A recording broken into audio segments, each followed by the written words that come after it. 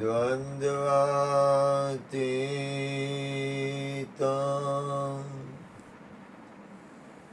गगनसदृशं तत्त्वमस्यादिलक्ष्यम् एकं नित्यं विमलम् अचलम् सर्वदि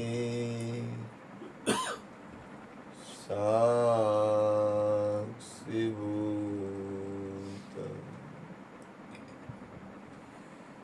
भावातीतं त्रिगुणरहितं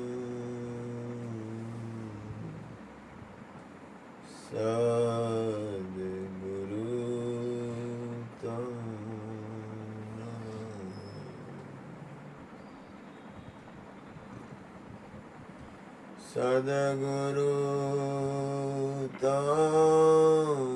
नमामि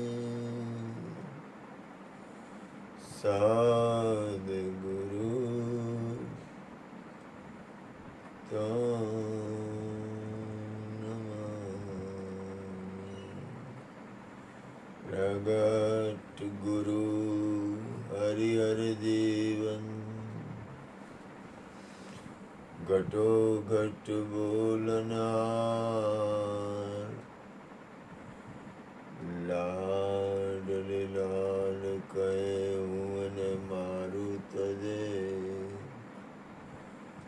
तो मळे नहीं तारना।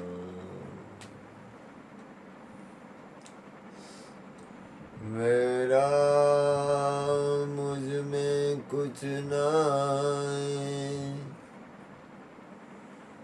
जो कुछ है सो तेरा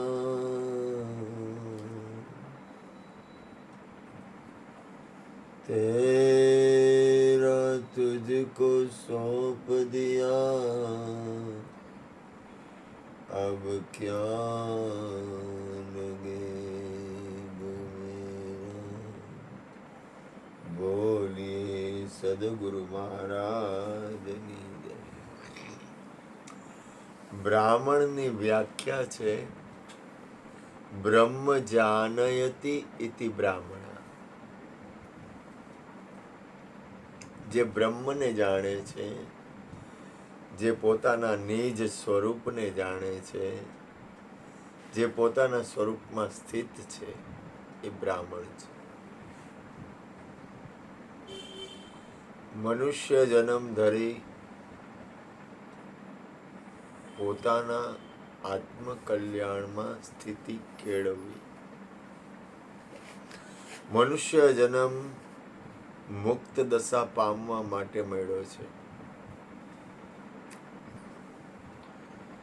સંસારમાં સરસો રહેવે મન પ્રભુની પાસ। પ્રભુ તમારી અંદર છે, બહાર નથી। ઠીક છે, આપણે આનંદ કરવા ગમ્યા જાય, ગમ્યા ફરો, પણ સદગુરુ સંત અને મહાપુરુષને ભટકણ ન હોય, એને ભટકવાનું ન હોય। તમે વિશ્વના કોઈ પણ જગ્યાએ જાઓ, ચાહે ગોવા જાઓ, ચાહે અમેરિકા જાઓ, ચાહે લંડન જાઓ, ચાહે શ્રીલંકા જાઓ, પણ તમારું ભટકણ ન હોય। તમે મોજ માટે ગમ્યા જાઓ, દ્વારકા જાઓ, સોમનાથ જાઓ, કાશી જાઓ, રામનાથ જાઓ, કે વિશ્વના કોઈ પણ જગ્યાએ જાઓ, પણ સદગુરુનું જેને ધ્યાન મળ્યું છે, જેને પોતાના આત્મ સ્વરૂપનો ખ્યાલ છે, એ ભટકવા માટે ન જાય, મોજ કરવા માટે જાય, કારણ કે એની પાસે એનું ધ્યાન છે। પોતાની આગળ પોતાની સ્થિરતા છે, પોતે પોતાના આત્મ સ્વરૂપનો ખ્યાલ છે, પોતે શરીર છે, પણ શરીરથી પર કઈ રીતે છે એ એને ધ્યાન છે. કાયા એક દી પડી જાય નક્કીપણે. કોઈ પણ હોય, ગમે એ હોય, કાયા પરિવર્તનશીલ છે, પરિવર્તનશીલ રે. એની રચના છે.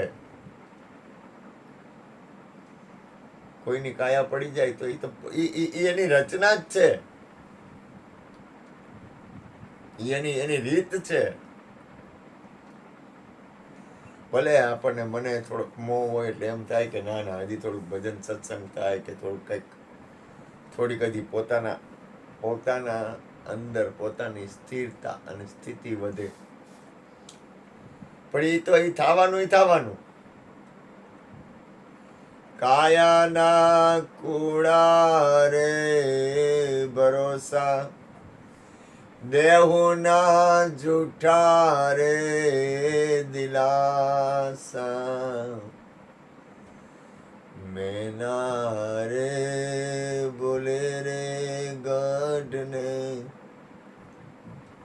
કાંગરે.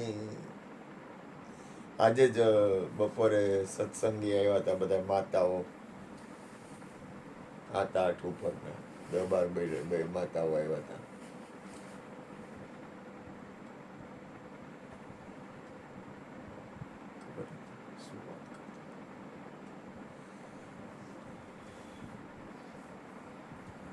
મનુષ્ય જન્મ આપણને મળ્યો છે શું કામ? આપણે કોઈ એવા એટલી બધી પરાકાષ્ઠાના પરમહંસ નથી. એટલી બધી પરાકાષ્ઠાના પરમહંસ હોય ને, એ લોકો વિશ્વ કલ્યાણ માટે અવતરણ થાય. સમજાય છે? ધ્યાન આપો. દાખલા તરીકે કૃષ્ણનું અવતરણ હોય, રામનું અવતરણ હોય, હનુમાનજીનું અવતરણ હોય, રામકૃષ્ણ પરમહંસ અને વિવેકાનંદ ને મા શારદાનું અવતરણ હોય, વિશ્વમાં રણછોડદાસજી બાપુનું અવતરણ હોય. એ લોકો વિશ્વના કલ્યાણ માટે અવતાર લે. કબીરનું અવતરણ હોય, રામાનંદ સ્વામી કબીરના ગુરુનું અવતરણ હોય. એ લોકો એની એટલી બધી બેલેન્સ જ એટલી બધી હોય ને કે ઉપરથી લોકો નીચે વિશ્વ કલ્યાણ માટે શરીર ધારણ કરે. બુદ્ધનું અવતરણ થાય, મહાવીરનું અવતરણ થાય, ઈસુનું અવતરણ થાય. હું એ સ્થિતિ એ નથી. સદગુરુની કૃપાથી અવતરણ થાય. બાકી હું કઈ આ લોકો તો વિશ્વના શહેનશાહો કહેવાય. આ બધા જે લોકોના નામ લેવાથી પણ આપણું કલ્યાણ થાય. કારણ કે સત્પુરુષો છે ને, સત્પુરુષો એના અવતાર હોય, એનું અવતરણ હોય. અને એ અવતાર લે ને એના તમામ કર્મો, તમામ કાર્ય આખા વિશ્વના કલ્યાણ માટે જ હોય. ધ્યાન આપો. એનું જીવનનું તમામ કર્મ પોતાના માટે હોય જ નહીં, વિશ્વ કલ્યાણ માટે હોય. એટલે સત્પુરુષનું અવતરણ હોય. એ આવે અથવા એ મૂળ સ્થિતિમાંથી મૂળ જગ્યા હોય ને પોતાની, એમાંથી એ પોતે પ્રાગટ્ય થાય અને અનંત જીવોના કલ્યાણ કરી અને પાછા પોતે પોતાની મૂળ સ્થિતિમાં ઊભા રહી જાય. હું પેલા સત્સંગમાં ગુરુ કૃપાથી બોલતો કે સદગુરુ હોય એ શુદ્ધ વિચાર,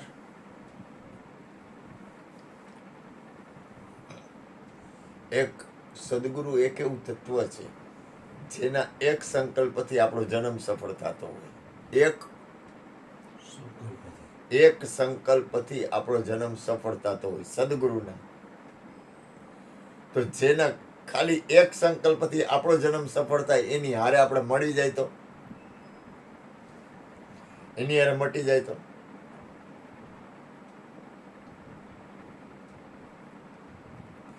મનુષ્ય જન્મ,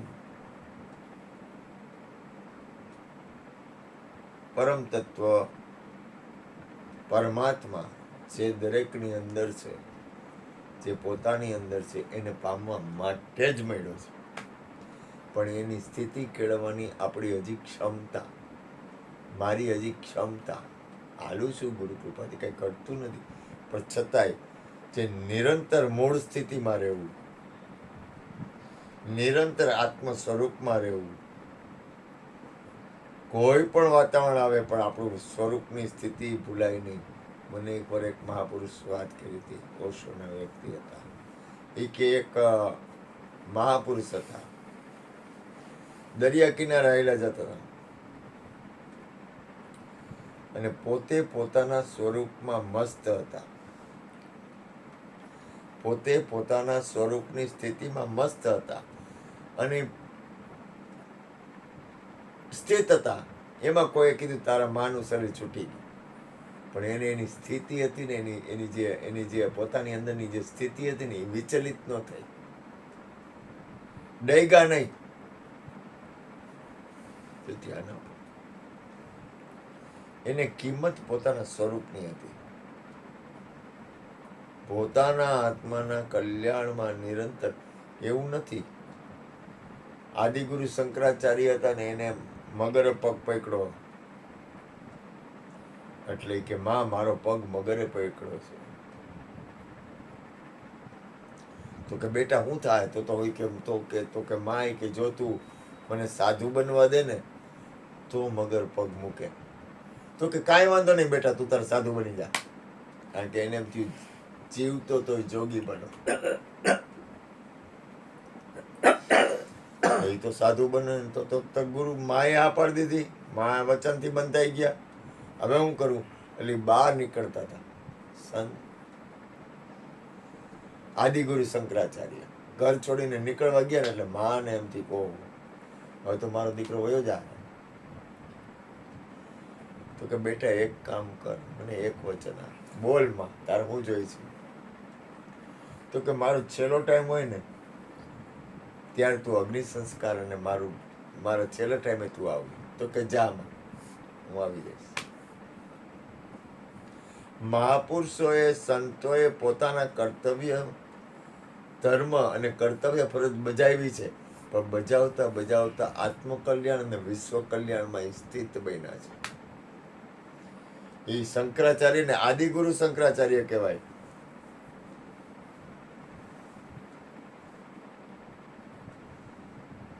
તમે વિચાર કરો, સંત જ્ઞાનેશ્વર જુઓ, કેવડી મોટી સ્થિતિ.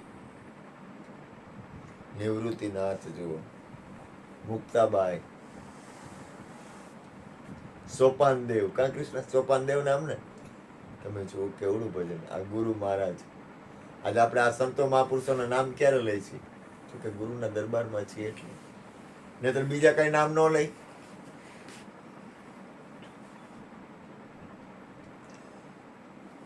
ક્યાંય કાંઈ કોઈ ખોટું નથી, પણ છતાંય ધ્યાન થોડુંક જાજુ બને ત્યાં સુધી થોડા અંશે, જેટલો સમય મળે એટલો, થોડીક જાગૃત અવસ્થા આવે તો પોતાના આત્મકલ્યાણમાં સ્થિત રહેવું. બોલો સદગુરુ મહારાજ, બોલો બોલો.